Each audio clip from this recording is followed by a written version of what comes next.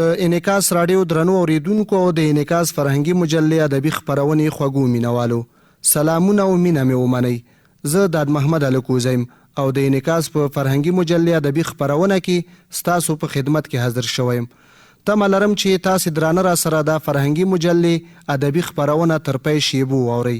درنو اوریدونکو، په نننۍ فرهنګي مجلې ادبي خپرونه کې تاسو قدرمنو ته بیلابیل مطالب او موضوعات برابر کړي.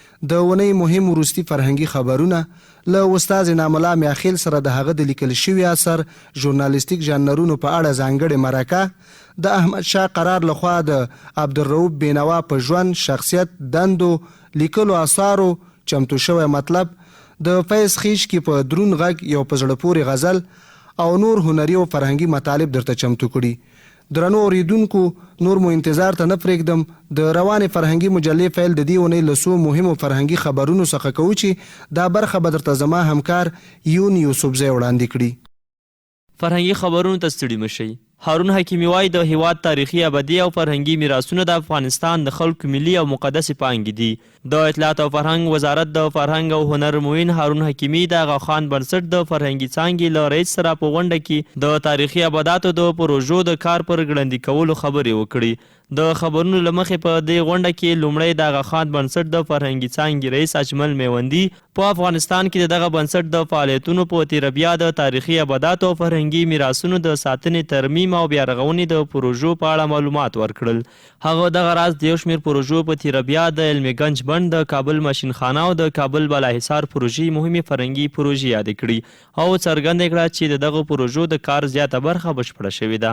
وروسته هارون حکیمي د هیواد د تاریخي ابداتو او فرهنګي میراثونو د ترمیم، بیا رغونې او ساتنې په برخه کې د غاخان بنسټ د فرهنګي برخې د فعالیتونو قدرداني وکړ. هغه ټینګار وکړ چې د هیواد هغو ساحو ته باید پاملرنه وشي چې تاریخي ابدو او فرهنګي میراثونو ته یې پاملرنه نه ده شوې او د اطلاعات او فرهنګ وزارت او هغو بنسټونو ترمنځ چې په فرهنګي برخو کې کار کوي زیاته همغږي او همکاري رامنځته شي. همدارنګه د فرهنګ او هنر معین د تاریخي ابداتو د ترمیم، بیا رغونې او ساتنې پروژو د کار بهیر پر ګړندي کولو ټینګار وکړ او څرګنده کړه چې د هیواد تاریخي ابدي او فرهنګي میراثونه د افغانستان د خلکو ملي او مقدسې پانګې دي او د اطلاعات او فرهنګ وزارت ترڅنګ د هیواد ټول خلک باید د دغه تاریخي شتمنیو د ساتنې په خاطر هلې ځلې وکړي. د واټونو د نومولو کمیسیون په افغانستان کې د ملي او متنفذو شخصیتونو په نومونو د یو شمېر واټونو پر نومولو موافقه وکړه. د اطلاعات او فرهنګ وزارت د سرپرست محمد طاهر ظهیر په مشرۍ د یو کمیسیون په غونډه کې د بدخشان په بندر کې د شاعر ساینسپو او د سلطان حسین بایقرا د وزیر امیر شیر نوایی په نوم د یو واټ پر نومولو موافقه وکړه. د یاد کمیسیون دغه راز د کابل په لویدیځ کې د پوهنې شهیدانو په نامه د 40 متره واټ پر نومولو موافقه وکړه. د پوهنې شهیدان هغو زده کوونکو ته اشاره ده چې د کابل په دشت برچي سیمه کې د سید الشهدا ښوونځي او په نورو روزلیزو کورسونو کې پر تروریستي پیښو کې شهیدان شوي دي. دغه راز په دې غونډه کې د پښتو د حقوقو مبارز او مدني فعال شهید عثمان کاکړ په نامه په کابل کې د واټ پر نومولو موافقه وشوه. محمد طاهر ظهیر د ډیورنډ کرښې اخوا د پښتنو د حقوقو د تامینولو او هم په افغانستان کې د بې ګناه خلکو د وژنې پر وړاندې د هغه د پاڅون لپاره د دغه مدني فعال عدالت غوښتې ته په اشارې سره وویل هغه د دې وړ ده چې په کابل کې یو واټ د ده په نامه شي. عثمان کاکړ د پښتنو د حقوقو فعالو چې په خپل کور کې یې په مرموز پیښه کې د خپل ژوند له لاسه ورکړ. عثمان کاکړ د پښتنو د حقوقو فعالو چې په خپل کور کې په مرموزه پیښه کې خپل ژوند له لاسه ورکړ. د اطلاعات او فرهنګ وزارت سرپرست دغه راز په بدخشان کې د نامتو شاعر او ساینسپو امیر علي شیرنوایی په نامه د واټ نومول په افغانستان کې د فرهنګي ارزښتونو د ساتنې لپاره یو ښه ګام وباله. هغه د پوهنې شهیدانو په نامه د کابل په لویدیځ کې د 40 متره واټ د نومولو په خاطر د کمیسیون پریکړه وستایله. په دې غونډه کې په هیواد کې د شخصیتونو په نومونو د ځینو واټونو نومولو لپاره یو لړ غوښتنې وڅېړل شوې. د غونډې غړو دغه راز د واټونو د نومولو کمیسیون نوی طرزالعمل تایید کړ. په نیویارک کې د ملګرو ملتونو سازمان ودانۍ د افغانستان پر نقاشۍ ښکلې کیږي. هنرسالار بنسټ د لومړي ځل لپاره په نیویارک ښار کې د ملګرو ملتونو سازمان ودانۍ د افغانستان پر نقاشۍ ښکلې کوي. د هنرسالار بنسټ په یوې خپاره کړې اعلامیه کې ویلي دي چې 6 میاشتې مخکې د ملګرو ملتونو سازمان ته په هغه سازمان کې د افغانستان اسلامي جمهوریت د نمایندګۍ په ملاتړ د نقاشۍ ډیزاین وړاندې کړ او وروسته له هغې چې قانوني او ډیپلوماټیکي چارې بشپړې شوې د هغه انځورول یې پیل کړ. دغه بنسټ وایي چې یا د تابلو د اوسني او راتلونکي افغانستان د ارزښتونو، هویت او حقیقتونو ښکارندویي کوي چې د یوې میاشتې په بهیر کې د هنرسالار موسسې نارینه او ښځینه انځورګرو په کابل کې انځوره کړې ده. د تابلو په انځورولو کې د افغانستان له 40 ولایتونو د خاورې نمونې راټولې شوي او کارول شوي دي. دغه تابلو 4 متره اوږدوالی او 2 متره پلنوالی لري چې په نیویارک کې به د ملګرو ملتونو د مرکزي ودانۍ په ځانګړي ځای کې د تل لپاره وځړول شي. د یادونې وړ ده چې د تابلو د پرانستې په مراسمو کې چې په نیویارک کې ترسره شول، د ملګرو ملتونو سازمان سرمنشي انتوني ګوتریش په ملګرو ملتونو کې د افغانستان استازي عادلي راز، ملي او نړیوالو ډیپلوماټانو، د هنرسالار موسسې مشر او په نیویارک کې میشتو یو شمېر هیوادوالو هم ګډون کړی و. د یو شمېر افغان او هندي هنرمندانو د انځورګرۍ هنري اثار نندارتون جوړ شو. د اطلاعات او فرهنګ وزارت د فرهنګ او هنر معین هارون حکیمي د یو شمېر افغان او هندي هنرمندانو د انځورګرۍ هنري اثارو د نندارتون د پرانستلو په مراسمو کې د دواړو هیوادونو ترمنځ د هنري او فرهنګي اړیکو پر پراختیا ټینګار وکړ. د خبرونو له مخې د مراسمو په پیل کې د اطلاعات او فرهنګ وزارت د فرهنګ او هنر معین د ویډیوي کانفرانس له لارې د فرهنګ او هنر پر رول او د افغانستان او هندوستان ترمنځ د فرهنګي اړیکو پر مختګ خبرې وکړي او د دواړو هیوادونو د هنري او فرهنګي اړیکو پر پراختیا ټینګار وکړ. هغه څرګنده کړه چې له هیواده بهر ښایي د رسنیو له لارې خلکو ته د افغانستان اصلي تصویر او حالت منعکس نشي، خو هنر داسې وسیله چې د هنرمندانو په مرسته یې کولی شي د افغانستان اصلي تصویر، د افغانستان د خلکو حالت د خپلو هنري اثارو له لارې د پیغامونو په قالب کې وړاندې کړي. دغه راز د دې ویډیو کانفرانس له لارې یو شمېر افغان او هندي هنرمندانو د خپلو نقاشیو په اړه چې بېلابېل پیغامونه وړاندې کوي معلومات ورکړل او خپل احساسات یې څرګند کړل. دغه نندارتون د هندوستان د ابیګان فرهنګي بنسټ او په هند کې د افغانستان سفارت د فرهنګي برخې په همکارۍ جوړ شوی و او د یو شمېر افغان او هندي هنرمندانو د انځورګرۍ اثار پکې نندارې ته هم وړاندې شول. د قندهار مشهور سندرغاړی سید سرور آغا پر مړینې د اطلاعات او فرهنګ وزارت د سرپرست محمد طاهر ظهیر د خواشینۍ او ډاډګیرنې پیغام په خواشینۍ مو خبره ترلاسه کړل چې د قندهار مشهور سندرغاړی سید سرور آغا د ورپېښې ناروغۍ له امله له نړۍ سترګې پټې کړي. ارواښاد سید سرور آغا له همغې ځوانۍ د موسیقۍ هنر ته مخه کړه او په دغه ډګر کې ښه وځلید. د شهرت او محبوبیت خاوند شو. د مړینه د موسیقۍ په برخه کې یوه ضایع ده. زه د لوی خدای جل جلاله له درباره ارواښاد ته د فردوس جنت او د کورنۍ خپلوان او مینوالو ته د صبر او زغم هیله کوم. په بیجینګ کې د افغانستان په سفارت کې فرهنګي خونه پرانستل شوه. د چین په پلازمینه بیجینګ کې د افغانستان اسلامي جمهوریت په سفارت کې وړمه ورځ د ځانګړو مراسمو په ترڅ کې د افغانستان فرهنګي خونه پرانستل شوه. د فرهنګي خونې د پرانستو په مراسمو کې چین د افغانستان لوی سفیر جاوید قایم او د سفارت نورو کارکونکو، د چین لوړپوړو حکومتي چارواکو، په چین کې میشتو یو شمېر بهرني سفیران او نورو ډیپلوماتانو او همدارنګه افغان سوداګرو او پانګوالو ګډون کړی و. د افغانستان د اطلاعات او فرهنګ وزارت سرپرست محمد طاهر ظهیر دغې مراسمو ته په استولي پیغام کې د افغانستان د فرهنګي خونې پرانستل د هیواد د فرهنګ د معرفي کولو لپاره یو غوره نوښت او اقدام بللی دی او ټینګار کړی دی چې دا خونه به د افغانستان د بډای فرهنګ په ښه معرفي کولو کې او دغه راز د افغانستان او چین د کلتوري اړیکو په لا نږدې کولو او پراخولو کې رغنده نقش ولوبوي. په بیجینګ کې د افغانستان سفیر جاوید قایم هم په دغه مراسمو کې وینا وکړه او د فرهنګي خونې د اړتیا، ارزښت، نقش او منځپانګې په اړه ګډونوالو ته معلومات ورکړل. په چین کې افغان سفیر جاوید قایم وویل له بده مرغه د نور هیوادونو په څیر په چین کې هم د افغانستان په اړه ذهنیت او تصور د جګړې او نورو ناخوالو ذهنیت او تصور دی. موږ خو وګڼله چې دا منفي ذهنیت او تصور واړو او د چین خلکو ته د افغانستان اصلي او ریښتینی کلتور د بودایي پیر په ګډون د افغانستان ستر فرهنګي میراث او اثار وروپېژنو، نو ځکه مو پرېکړه وکړه چې دا فرهنګي خونه جوړه کړو. سفیر زیاته کړه چې په دې فرهنګي خونه کې د افغانستان او چین ترمنځ تاریخي اړیکو ته ځانګړې پاملرنه شوې ده او هغه اسناد او عکسونه نندارې ته ایښودل شوي دي چې د دغه تاریخي اړیکو ښکارندویي کوي. د بیلګې په توګه احمدشاه بابا د چین د هغه مهال واکمن ته د دوستۍ د ښه نیت په موخه آسونه د ډالۍ په توګه استولي وو. د دواړو هیوادونو د اړیکو تاریخي بهیر د عکسونو په بڼه نندارې ته ایښودل شوی دی.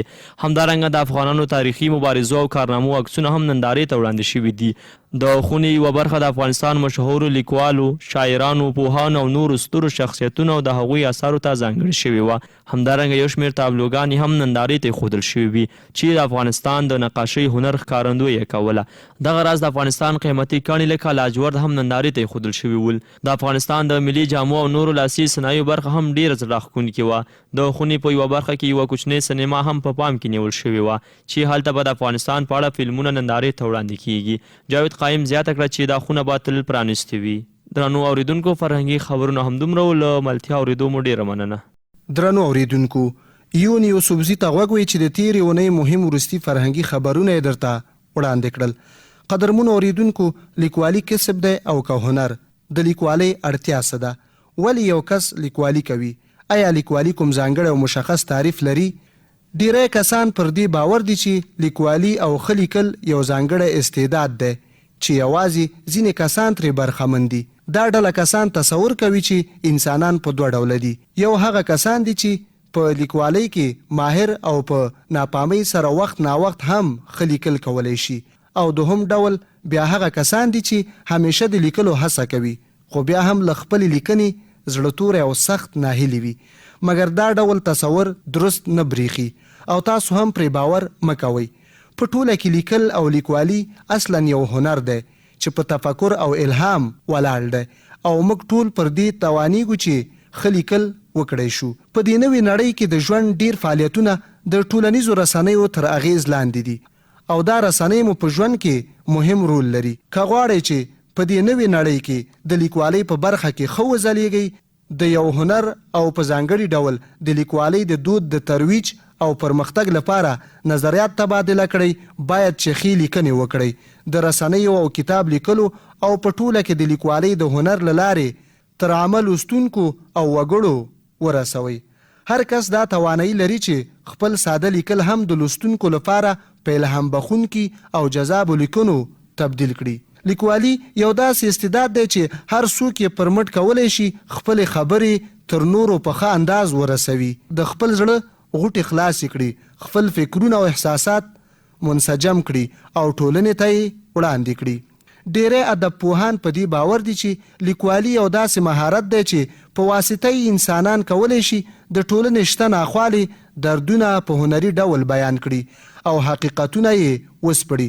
نو ځکه موږ ویلی شو چې بیا د دغه ډول ستونزو د حل لاره لیکوالي ښه کیدی شي او د همدې چارو د ترسره کولو سره د لیکوالۍ اړتیا زیاته پیدا کیږي.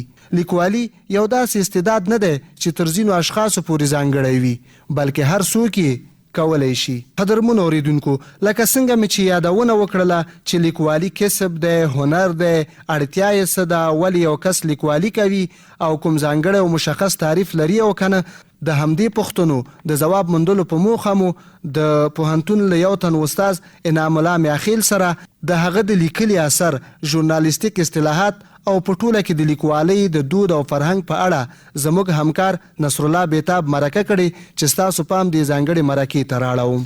استاد محترم، راوځو دې ته چې لیکوالي هنر دی او که کسب؟ ډېره مننه.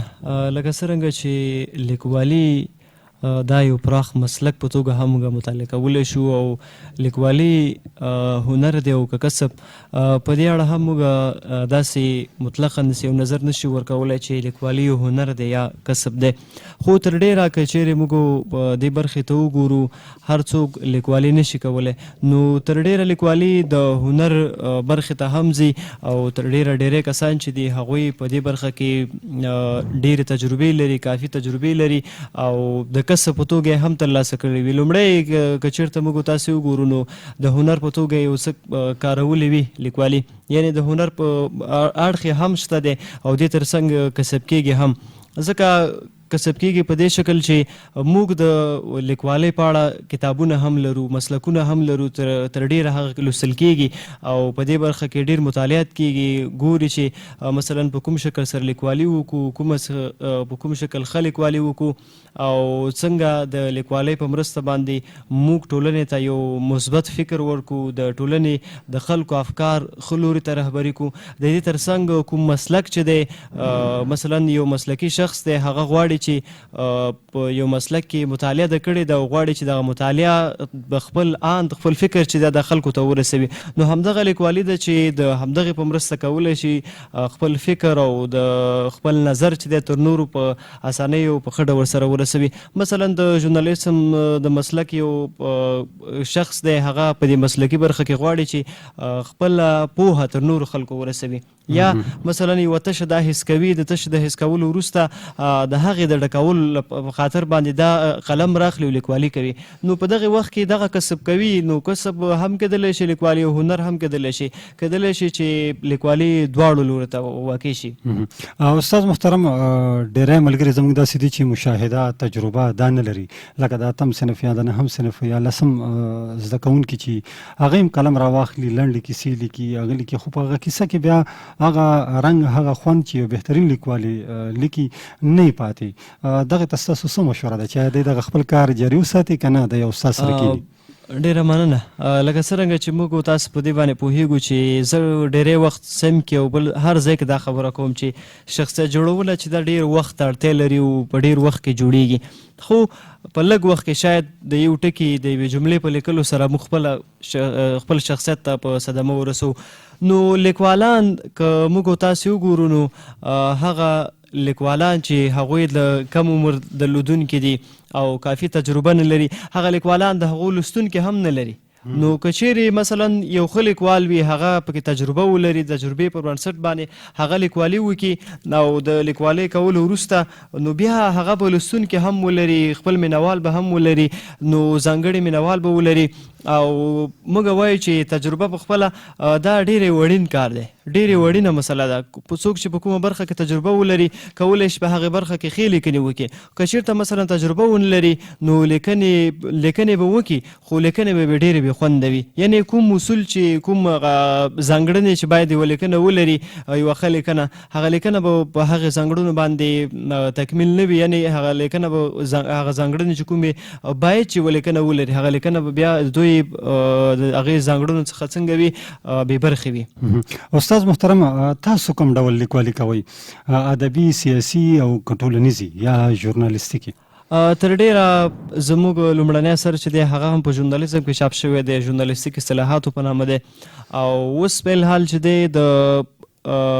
د سایکالوژي یا د روانشناسۍ برخه کې هم ځینې لیکنو باندې بوخت یو، او یوه ژباړه هم د همدغې برخه کې لنډو ورځو کې به هغه هم انشاءالله چاپ شي. دې تر څنګ په ژورنالیستیک ډګر کې موږ لیکوالۍ ته ډېره ترجیح ورکړې ده، ځکه د ژورنالیزم هر مسلک چې دی د مسلک خاوندان هغوی تر ډېره غواړي چې خپل مسلک ته کار وکړي. او په نورو مسلکونو کې په افغانستان کې یو څه پښتو کې شته دی او کار ورته شوی دی، خو د ژورنالیزم مسلک چې دی ته تر ډېره کار نه دی شوی. نو موږ تر ډېره په خپله شخصا ما دې برخې ته ما ځانګړی پام کړی دی، او غواړم چې د خپلې لیکوالۍ پر بنسټ چې ما سره کومه پوهه د دغې پر اساس باندې د خپل مسلک لپاره یو څه وکړو. ځکه له یو لورې به خپل مسلک غني شي، د بل لورې به خپلې ژبې ته مو هم یو څه خدمت کړی وي.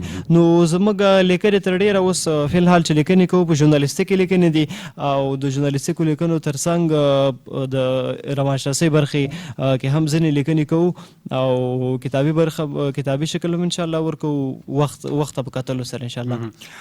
محترم انعام الله میاخیل صاحب، ډېری خلک داسې دي چې هغې ژباړې کوي د نورو ژبو نه. آیا دا د پښتو ژبه غني کوي که نه؟ څه اثر به پرې ګذار شي؟ آیا ښه والي طرف ته یې بوځي که نه وروسته به راشي؟ لکه څرنګه چې موږ تاسو په دې باندې پوهېږو چې د نورو ژبو د نورو مثلا کله چې موږ غواړو هغه وکړو، مثلا د نورو تجربې له خپلو مینوالو سره شریک کړو، مثلا د خپلو وطنوالو سره شریک کړو، هغوی په نورو ژبو باندې نه پوهېږي. نو کله چې موږ یې خپلې ژبې ته راوژباړو، خپله ژبه په خپله ژبه باندې هغوی په اسانۍ سره پوهېدلی شي.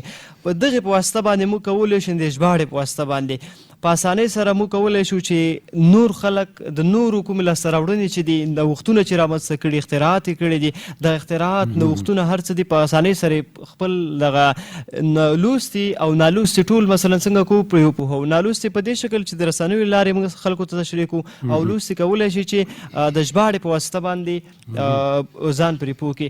ژباړه ده چې د ژبې د غني کېدا لپاره تر ټولو یوه اساسي او مهمه موضوع ده، ځکه د همدې په واسطه باندې کولی شو چې د نورو ژبو هغه د نورو ژبو کوم کارونکي چې دي ویونکي چې دي د هغوی تجربې او د هغوی اختراعات نوښتونه هر څه چې دي په اسانۍ سره خپلې ژبې ته راوژباړو، نور ترې خبر کړو.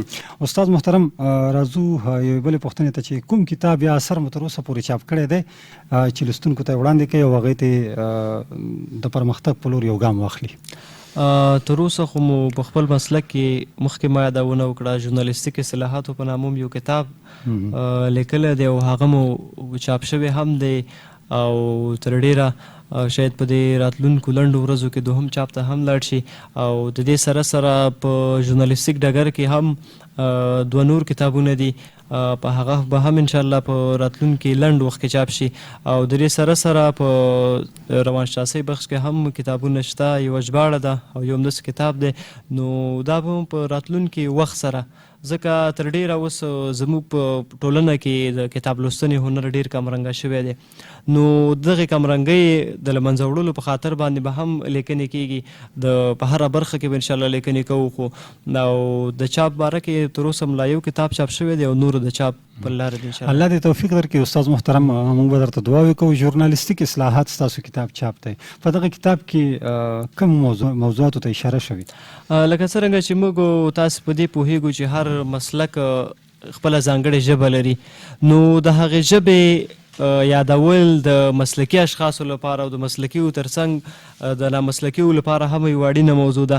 نو ژورنالیستیک اصلاحات دا په خپله د اصطلاحات د یو هغه ژبه ده.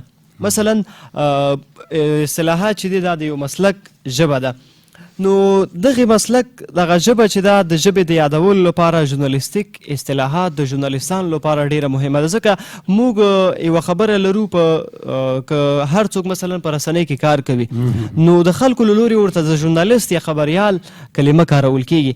اصلا دغه خلک چې دي مثلا اصطلاحات سره دي بله چې ژورنالیست چاته وایي، خبریال چاته وایي، مثلا پریزنټر چاته وایي، پروډیوسر چاته وایي، دغه ټول اصطلاحات دغه ترمنځ تفکیک دغه ته په کتلو سره موږ دغه کتاب چاپ کړو. یعنې په دغه تشه تر ډیره درک شوې وه خو تر اوسه پکې چا څه لیکل نه و کړي. نو دغه کتاب کې تر 500 زیات ژورنالیستیک اصطلاحات دي او دې ترڅنګ ځینې عمومي او اړین اصطلاحات چې هغه د ژورنالیستانو لپاره پرې پوهېدل اړین کار دی، باید چې پرې وپوهېږي. دې کتاب کې هم دغې ته ځای ورکړی دی. دغه بخش ته مو څنګه مخه وکړه استاد محترم چې تاسو لیکوالي وکړئ او بیا د هیواد کوم بچي چې دي او دوی سره مینه ساتي په منحیث د یو استاد کوم فکر تاسو ته داسې راغلی و چې دغه د ادب په لار کې مو دغه بڼ خوښ کړه او روان شوئ؟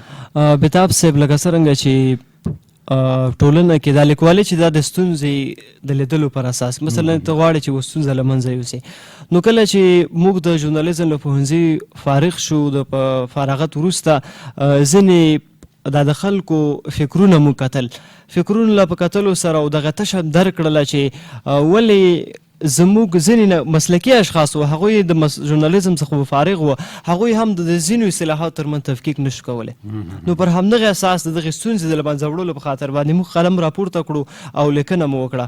یعنې دغه کتاب که څه هم کوچنی حجم به یې کوچنی وي، خو په دې کې داسې اصطلاحاتو ته ځای ورکړل شوی دی چې د ژورنالیزم د مسلک د ټولو کارکوونکو لپاره خورا یو مهم ګام به وګڼل شي چې دا مثلا دا وګوري، ځکه دوی به په داسې څه باندې وپوهېږي چې دا خپلو هغه تېروتنو له چې دوی په روزمره ژوند کې مثلا په روزمره ژورنالیستیک فعالیت کې دوی کوي، د دغې ستونزو د له منځه وړلو په خاطر باندې به دو ډېر څه ترلاسه کړي. یعنې مثلا دغه ستونزې به څنګه کې له منځه یوسي.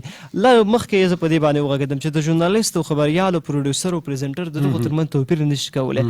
دغه توپیرونه د دغې ټولو اشخاصو مثلا چې څوک چې په رسنۍ کې کار کوي په دې باندې به خلک خلک وپوهېږي چې په رسنیو کې ټول کارکوونکي ژورنالیستان او خبریالان نه دي، مثلا دوی ترمنځ تفکیک او ورڅ موجود دی. بېتاب صاحب ډېره پکې شته. استاد انعام الله میاخیل صاحب، یوه پوښتنه بل هم ذهن ته راځي چې ډېری لیکوالان داسې دي، زده کوونکي داسې دي، تعلیم یافته خلک داسې دي چې هغوی کوشش کوي چې هغوی څه ولیکي، نه یې شي لیکلی. هغوی ته ستاسو په اند څه ورته وایي چې هغوی دغه لیک څنګه وکړي او څه کول ورته پکار دي؟ آیا استاد سره کښېني که نه زده کړې وکړي؟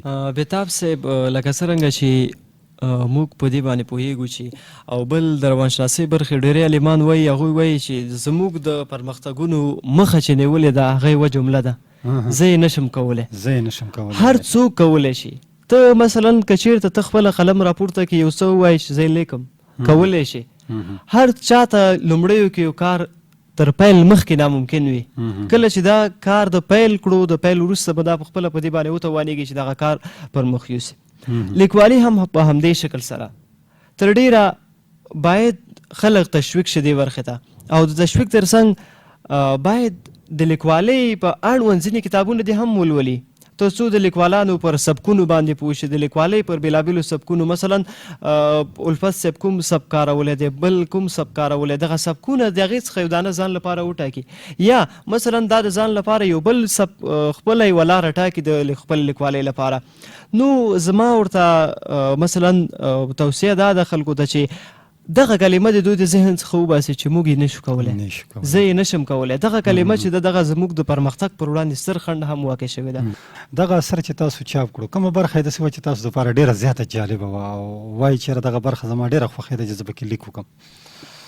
تر ډېره که چېرته مثلا د برخې دا خپله اصطلاحات چې دا د ژورنالیزم یوه برخه ده، د هر مسلک یوه برخه ده. نو موږ بل کتاب پیل کړی او نو کله چې هغه کتاب موږ پیل کړو، زه ملګري سره مشوره په دې باندې کوله. زموږ بل ملګری فقیر محمد فقیرزی دی، دواړه د کتاب لیکوالان، دواړو په همدې دا کتاب موږ لیکلی دی. کله چې موږ سره کېنستلو چې موږ غوښتل چې په خپل مسلک کې یوه هڅه وکړو، د مسلک کې د هڅې کولو لپاره موږ بېلابېل کتابونه انتخاب کړه. ځینې کله موږ ژباړه کړو، کله یو څه، کله بل څه. خو کله چې ما ورته یادونه وکړه چې مې ژورنالیستیک اصطلاحات په ژورنالیزم کې شته نشته، نو د دغې په اړه موږ هڅه پیل کړه. تر ډېره زموږ له وخت هم ډېر ونیو، ځکه کتاب د ژورنالیستیک اصطلاحات اصطلاح یې وایي، اصطلاح به را پیدا کوي، بل هغې لپاره تعریف برابروي او ډېر نور مسایل دي.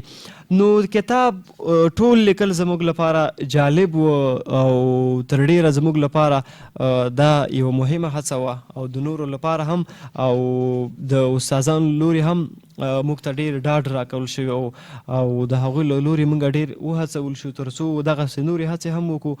او د دغې هڅو د کولو اصلي لامل هم تر ډېره استادان په دې دي چې هغوی دي چې موږ یې وروزلو. او زموږ په روزلو کې د هر چا په روزلو کې چې د استاد هغه مستقیما مثلا څه لري، لاس لري او د لاس لرلو په اساس باندې کولی شي چې هغه مثلا هغه برخه کې پرمختګ وکړي. استاد محترم، د دې اثر د لیکلو لپاره چا زیات وهڅولی چې یاره زه دغه اثر ولیکم، او که نه خپله مو ذوق و شوق مو، او که نه دغه فکر درتلو چې زه دغه د هېواد وګړو ته یو خدمت وکړم؟ تر ډېره د هڅولو برخه کې موږ له مثلا چا داسې یو هغه نه و راکړی، خو خپله زموږ سره دا یو فکر و. په لومړۍ برخه کې د خپل مسلک لپاره زموږ وی چې یو څه را پیدا کړو، په مسلک کې خلکو ته وړاندې کړو، او بله برخه هغه د پښتو ژبې د لا غني کېدا په موخه باندې. ستاسو د لا بریا په هیله. که استاد محترم، که د دې اثر د لیکلو پر مهال داسې کومه ستونزه وه چې تاسو سره مخ شوئ؟ اکثر لیکوال داسې که یو مثال به زه درکړم، زه یو لیک کوم، یو کیسه لیکم، خو په هغه کیسه کې زه زم ما نه هغه تسلسل ماتېږي او ستونزې سره چې مخ شم هغه کیسه په هماغه ځای پرېږدم. بیا که میاشت وروسته مخې ته راله، که کال وروسته راله، نو هغه مطالعه یا مشاهده یا تجربه مې د چا نه اخیستې وي، هغه شریکه کړم، نو هغه کیسه لیکلی شم. تاسو د کومې ستونزې سره مخ شوي وئ؟ د کتاب په لیکلو کې خو تر ډېره په ژورنالیستیک ډګر کې زموږ لپاره ستونزمنه مسله به دا وه چې د اصطلاحاتو ډېر پراخ کار دی، مثلا ډېرې مطالعې ته دې اړتیا درلودله. نو موږ که څه هم ستونزې ډېرې وې خو د ستونزو د مخامخ کېدو سره سره موږ ورسره مبارزه کوله او ستونزې مو بیرته څنګه کول له منځه مو وړل. د ستونزو د راپیدا کېدو په صورت کې به بیرته مثلا زموږ سره به داسې کسان وو چې هغوی بیرته موږ ته ډاډ راکړ چې دغه ستونزه به تاسو کولی شئ چې له منځه یوسئ. او د هماغه وو چې د کتاب په لیکلو په جریان کې له داسې کومې ستونزې سره نه وي مخامخ شوي چې هغه د زموږ د لیکوالۍ او دغه کتاب د چاپ مخه دې ونیسي. تر ډېره داسې کومه ستونزه موږ نشو په ګوته کولی. استاد محترم داسې ته چې ډېر لوستونکي داسې دي چې کتاب لولي، دا زما یو ځانګړې پوښتنه ده، زړه یې تنګېږي مطالعې ته، څه وجه کېدی شي؟ آیا هغه کم مضمون چې دی لولي یا کم ټاپک په هغه موضوع چې په هغه کتاب کې وي هغه د طبع نه وي، او که د طبع وي بعضې ملګري داسې وي چې کتاب ښه په شوق راوړي چېرې دا به زه لولم او د دې نه به زه ډېره استفاده کوم، خو زړه یې تنګېږي.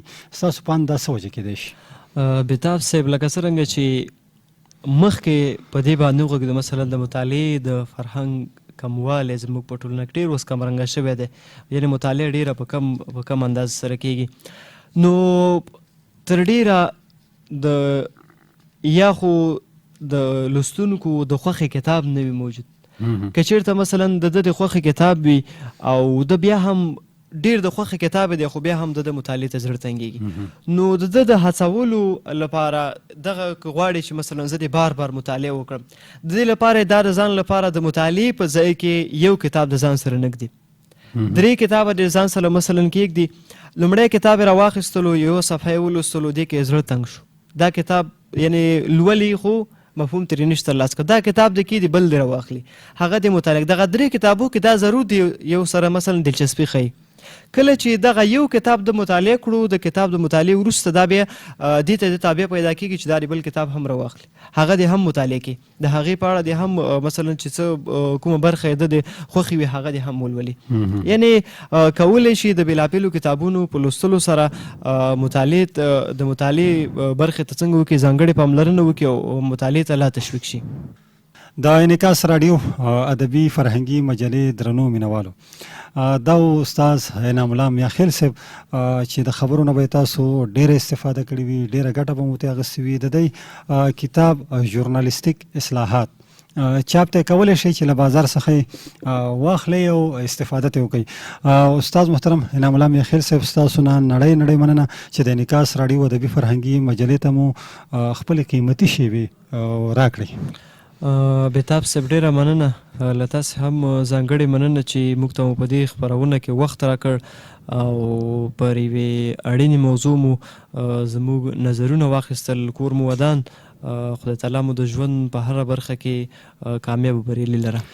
مننه د استاد محترم نه نړۍ مننه. ستاسو لپاره د انعکاس راډیو دروازې هر وخت ایله دي، هر وخت مو الله پاک راوله، قدمونه مو پلې مو. ډېره مننه. درنو اوریدونکو، بیا هم ښه راغلاست.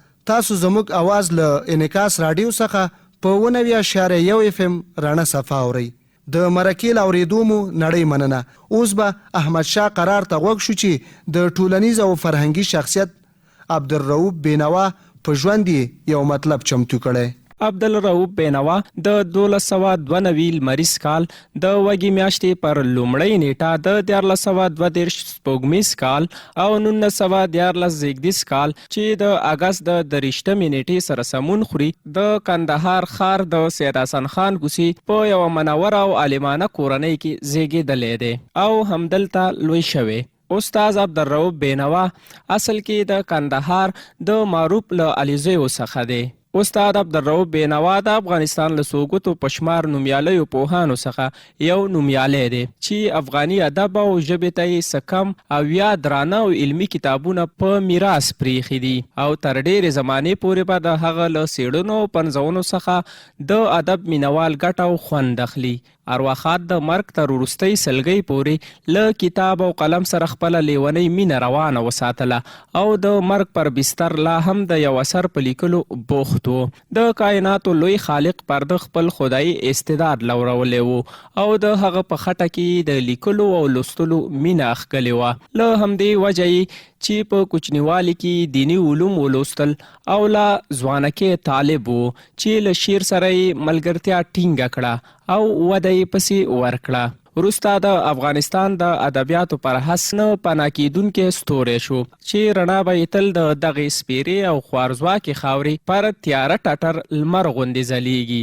نړیوالو د شرق نابغه سیاست پوه ګڼي. نو علامه سید جمال الدین افغاني هم د شرق لوی، حبیبي هم د شرق لوی مورخ او محقق ګڼل کېدل. استاد بینوا د شرق هغه نوښتګر شاعر بللی شو چې په خپل وخت کې په پښتو شعر او نثر کې داسې انقلاب او پاسون راوستی چې د کلونو کلونو ویده مازغې راوخوځول او د بری د معراج لاره یې ورپنخه کړه. لکه وایي چې ویښول یې ډیر کلونه زحمت غواړي، پیړۍ واوښتې خو خلک لا ویده دي، دا کمبخته لا نشه د جنت غواړي، پړندو سترګو د اور پرخوا وردرومي.